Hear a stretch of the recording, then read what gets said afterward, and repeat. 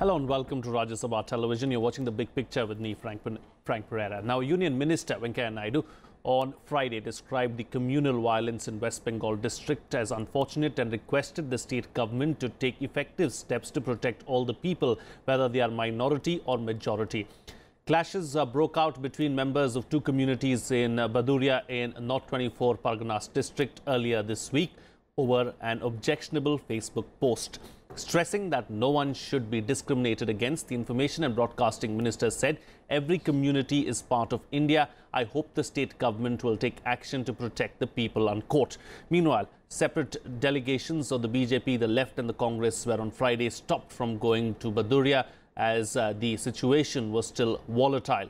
On this edition of The Big Picture, we will analyze what is causing the communal flare-up in West Bengal. Joining me on the program today are Aditya Mukherjee, Professor, Center for Historical Studies, JNU; Ashok Tandon, Senior Journalist; Gautam, Lahiri, Senior Journalist; and Marwah, former Delhi Police Commissioner and also former Governor to Manipur, Mizoram and Jharkhand. Thank you to all my guests for joining me on this edition of The Big Picture. Professor, I'd like to begin with you. What is causing the communal flare-up really in West Bengal? West Bengal has had a long history of a very secular and coexistence of the Hindus and the Muslims over a very long period of time. And also a tradition of combating communalism. From the time of Tagore and Qazi Nazrul Islam, I mean, they both made this one of their central goals, communal amity, etc.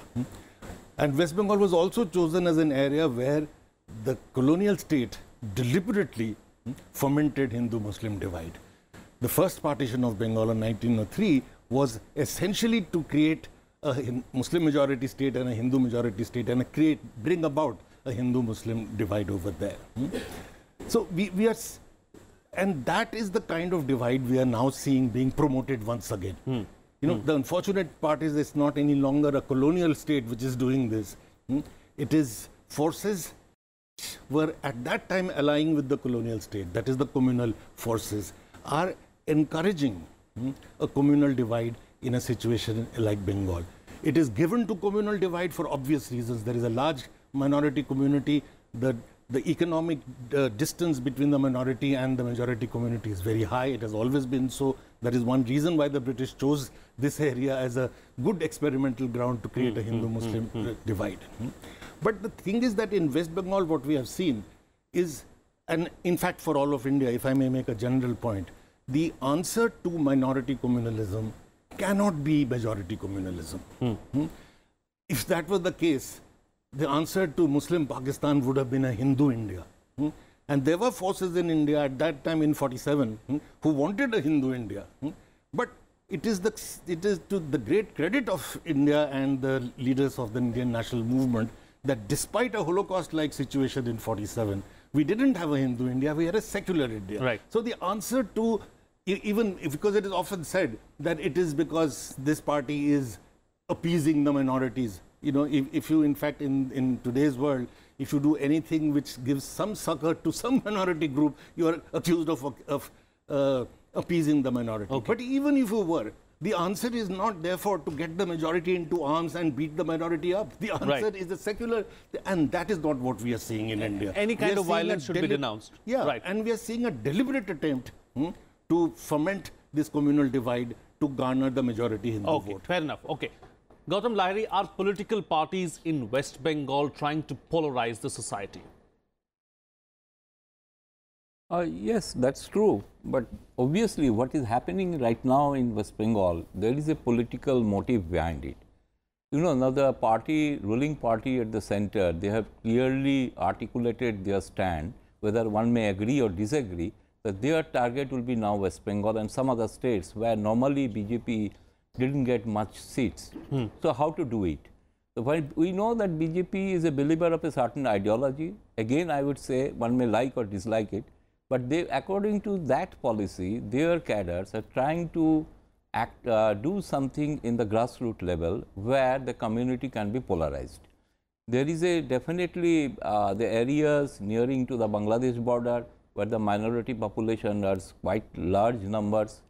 And in certain pockets, you will find minorities. So-called minorities are in large number than the Hindus, like the district Basirhat. In some district in West Bengal like Murshidabad, Malda, where the 60% voters are the minority voters. So one can say in that particular district, Hindus are in minority. But in that objective, what is happening now, which we have not seen earlier, in the last few years, no doubt only in Basirhat, in many places, communal tensions are being created, and it is being regularly pampered and backed by both Hindu majoritarianism party and the minority, those who are the minority fundamentalist, you can say. So there is perhaps there is some secret understanding with these two groups. Both, it suits both of them. They can, and political parties then jump into the picture. They try to cash how much they can get votes. Okay, fair enough. Is it just, Mr. Tandon, is it just, a reflection of vote bank politics that's happening on the ground there? No, I would like to say a couple of things. First of all, that what has happened in that part of Bengal is very unfortunate. Yes. And violence must be condemned. And the state government should not spare any effort to bring the situation back to normal, and must seek the help of the central forces. No, it's very strange that the Chief Minister says that I don't need central forces. And also, trying to engage the governor into that. See, unfortunately, in the past 3-4 decades, Bengal has been governed first by the left front and now by Mamata Banerjee, making it a, Bengal versus center. So that is not a good thing to do. First priority for Mamata Banerjee should be to bring the situation back to normal, rather than engaging the center into a center versus Bengal issue. Now, having said that, see, since I will not go back into the pre-partition days or the pre-independence era, post-independence also. See, Bengal, particularly the minority community, the youth, they have been deprived of education, employment, and all sorts of facilities, and they were hoping that in the independent India, they will be taken care of. Unfortunately, during the entire left front regime and now part of Mamata Banerjee's regime, the Muslim youth is getting frustrated. They are not getting any opportunities in education, in employment, in every field of life. So this particular incident is not just a stray incident. Just one post by a youth about a particular, a very unfortunate post, that is not the only reason. See, the feeling, the suppressed feeling of the Muslim youth. Pent-up anger is what you're saying, and that is what is led to this. And that pent-up anger has been because they have been deprived of all good things in life, including education. So what Professor was saying, prior to independence, British chose this area because this was perhaps most backward and deprived section of Muslims who are living in that particular part of Bengal. Now, what has happened since independence? There has been no change in their lifestyle. They have not been getting anything. So that particular thing has not been addressed firstly by the left front government all these years, and also now they were hoping that perhaps Mamata Banerjee would give them some reprieve, and they will also have better life. Okay. But they have been perhaps, I think they have been frustrated. Okay, the aspirations have not been met. So that is one of the reasons. I will not go into what my other co-panelists have said. It's oversimplification of the situation. You must go into the deep roots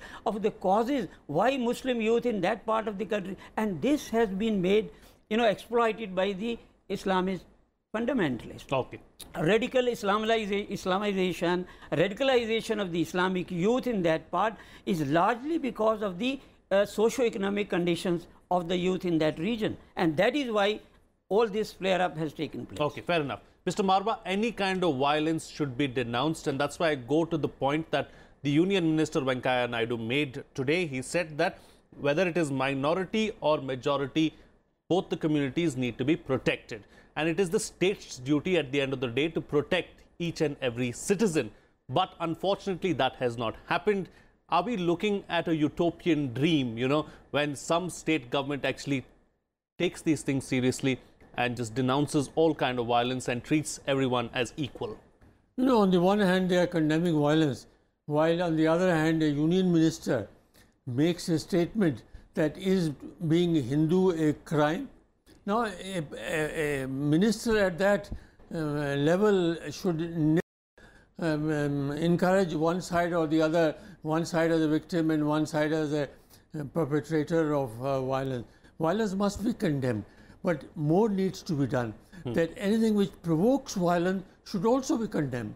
And unfortunately, the ground reality is that both sides are playing communal politics. It's not just one side, because emotional issues are being played up for political mobilization. And I think it's a very dangerous game, because once communal violence starts, the genie is out of the bottle. It's very difficult to put it back. And what's happened in Bashirhat can spread, and spread very fast, and then it will be held to pay. Okay.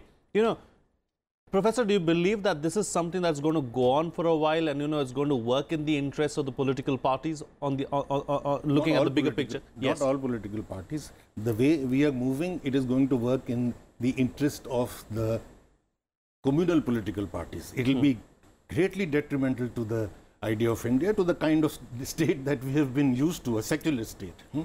And as Mr. Marwah was saying, that both sides are involved. It is true. But when one side is the state power, you see, this is the difference. Again, since I am a historian, this is the difference between the partition situation in 47 and today. At that time, state power was with the secular people. It was with Nehru. So the state power was brought in. He threatened to bring in the army, the military, the police, to say that we have to stop communal violence. He did it his way. Gandhi did it his way in Noakhali, by being there for 4 months. At the time that the power is being transferred in 46, right. He stays in Noakhali for 4 months, says, I won't move till you stop it. So state power, or the dominant power at that time, political force at that time, was for a secular India. At this point of time, unfortunately, the dominant force is one which is for a separate, partisan Hindu India, which is not the India that at least we have grown up into. No, so but the point that you're making, to the nature of the state itself. In the past, nationalists and people with secular credentials have said that the Prime Minister has not come out and spoken on several of these issues. He's been mum. But as far as lynchings are concerned, he has come out and spoken. He has said that action will be taken, action should be taken. At least it's a start. It's a start, but if you read, for example, this political scientist, Major Ashutosh Varshney, he wrote today that how do you look at the two statements that he makes very late against lynching? But what is the message being given? As Mr. Marwah was saying, what is the big message? Big message is you appoint Yogi Adityanath as Chief Minister. Oh, let's not get into that. Let's not get into that. What is the big message? That you will get away with it. What is the big message? Has anybody been caught? Let's stick to the topic and let's talk about West Bengal for the time being. I'd like to bring in Mr. Lahiri into the picture as well. A strange thing happened on Tuesday, Mr. Lahiri. The Chief Minister of West Bengal came out and said, after having a phone conversation with the governor, that, he spoke to me in a very derogatory tone. I did not like the way he spoke to me. I'm going to resign now, or I thought about resigning as a result of what happened in that phone conversation. I mean, that was just out of the blue. I mean, is that the way the Chief Minister should have addressed or handled the situation? Well, I would say otherwise. Well, whatever our Sarkaria Commission or Punchi Commission has laid down the guidelines for the governor, how the governor should function. Well, they have also said that political person should not be appointed as governor, but then neither UPA nor NDA is following that guidelines. That's a part. Point is, a governor, obviously people will go to him and he will pass on all this memorandum to the Chief Minister. But a governor cannot picks up the phone and tells the Chief Minister what to do about it. Now think about it at a larger scale. If the President of India picks up the phone and tells Mr. Modi what you are doing is not correct, is it proper for a President to do that? We would criticize him. Definitely, I don't think governor has, perhaps governor wanted to control, that the state admission should control this, that message he wanted to convey. But that was not the procedure. But later on yesterday, I will rather update you. Yesterday, that same governor has said, I am now happy, the state government has started taking actions. So, what you are saying, what Chief Minister reacted, we all know personally what Mamata Banerjee is a kind of a politician. Mr. Tandon dealt her during the Bajpayee eras. He knows much better than me. that Mamata Banerjee, everybody knows how she reacts on an issue. Immediately she thought it's not a proper to for a governor to call him, telephone him and give a direction. That's not on the, I don't think that's the job of a governor. He can obviously say something, issue statement definitely. Earlier occasion on Nandigram Singur, we have seen Gopal Krishna Gandhi was issuing statements, but he never picked up the phone and told left front chief minister that you should do that. Right. So definitely Mamata has a point, but at the same time I would say when governor is a constitutional post, other constitutional post should not say in a public like that. Okay, fair enough. Mr. Marwah, I'm going to ask you to wear your former governor's hat now, and there have been calls, there have been several calls asking for governor's rule in West Bengal. Is the present situation in West Bengal a classic case to bring about governor's rule? And also considering what's happening in the hills as well as far as the Gorkha land protest is concerned. Let me first deal with the question of governor ringing up the chief minister.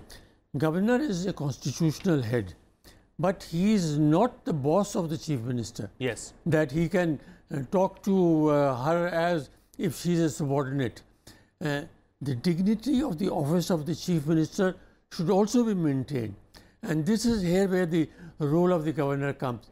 In the present circumstances, a governor's rule is not the answer, because he will not get that public support without which you can't maintain law and order. Law and order is not just the use of force, it's also public acceptance and cooperation, and that won't be available in a governor's rule. So this is not the right time to use Article 356 of the Constitution. Okay, right. Mr. Tandon, just to broaden the scope of the discussion, why have we become such an intolerant society? No, before that, I would like to say a few words about the governor thing. See, first of all, we don't know what transpired between the two. Mamata Banerjee has also written a letter to the president, and so has the governor. So let's leave that to the president to decide. But in normal circumstances, even if the governor has picked up the phone and talked to the chief minister, I don't think it is incumbent on the chief minister to hold a press conference and make it an issue.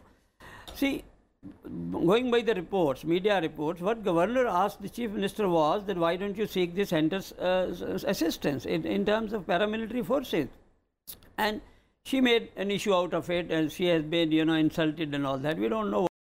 But my fear is that, as I said earlier, Mamata Banerjee, like her predecessor in the United Front government, they want to make it a Bengal versus center issue. And this has been the practice in Bengal. If you want to rule Bengal, make it center versus Bengal. That is what the left front did for all the years, and she is also trying to do that. So I see this governor chief minister dialogue in that context. It is rather more to divert the attention that center is against me, rather than dealing with the situation.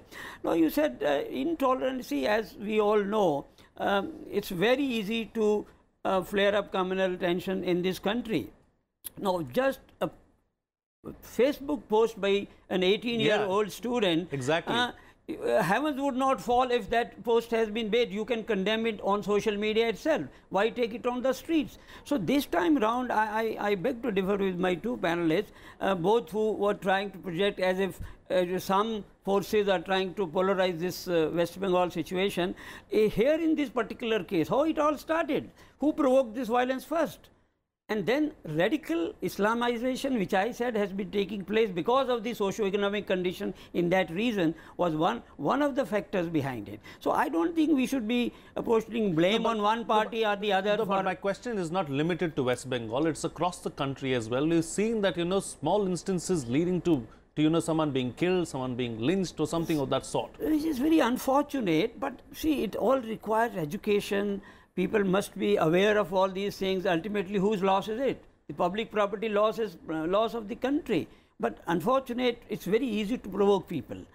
Anybody can provoke people, and this is exactly what Britishers were doing when they were here, and now there are elements who want to provoke it. So provocation by vested interests is a very common phenomena in this country, but I personally feel if the law and order and law enforcing agencies act quickly, and they can bring the situation under control. Right. Sometime it happens that the situation is allowed to linger on, and then you take political advantage out of it. So law and order is a state subject. Nothing prevents the state government from taking quick action and restoring peace and tranquility in that region. And wherever necessary, the central forces should be requested for. Why should be you denying, I don't want central forces, my forces? So this is, again, there is politics in it. I will not say that there is no politics, and no, even other non-ruling parties in West Bengal are also taking advantage. Which party is trying to avoid it?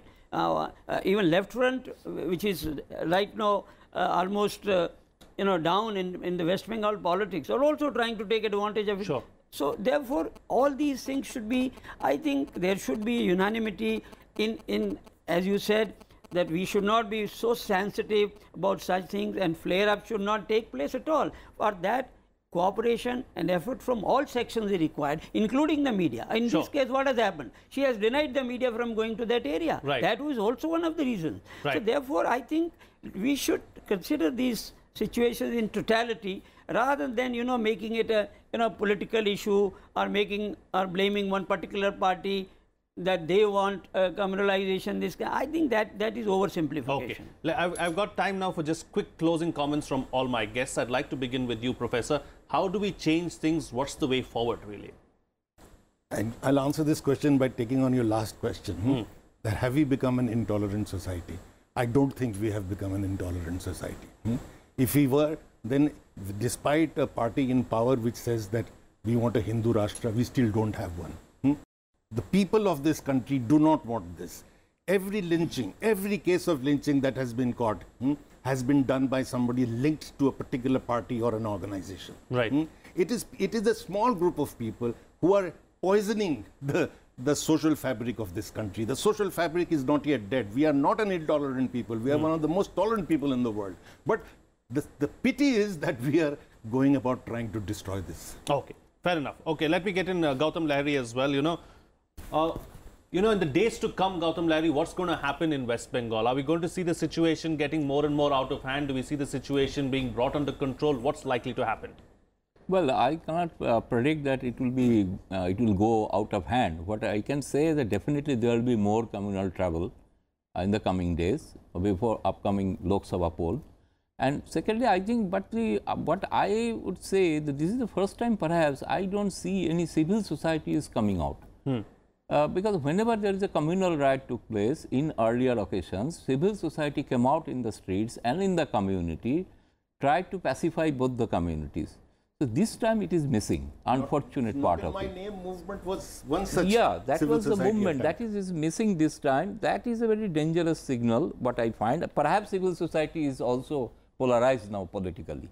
Right. Mr. Marwah, Mamata Banerjee has made mention about a peacekeeping force to maintain sectarian harmony in the state. Do you see a force like that coming up in the near future and actually trying to deal with the situation? Is that the way forward, really? I think it is more rhetoric than any substance in what she has said.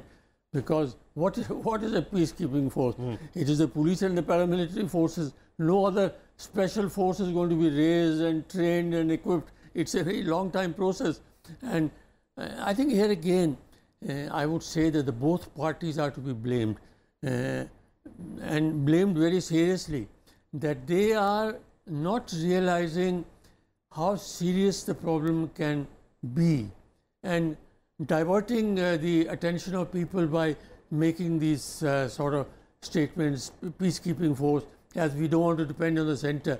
By saying this, what she means is that the central forces she doesn't trust, and she wants only the state police to handle it. Now, when you have this state of distrust, it would be very difficult to deal with the situation. There is a very pessimistic scenario in front of us, and I hope wisdom will dawn, better sense will prevail, and they will realize that this sort of situation cannot be allowed to continue. A quick closing comment from you, Mr. Tandon. You know, with all that's been happening in West Bengal, you know, the chit fund scam, the Gorkha land protests and everything else that's been going on, is this the last thing that Mamata Banerjee needed?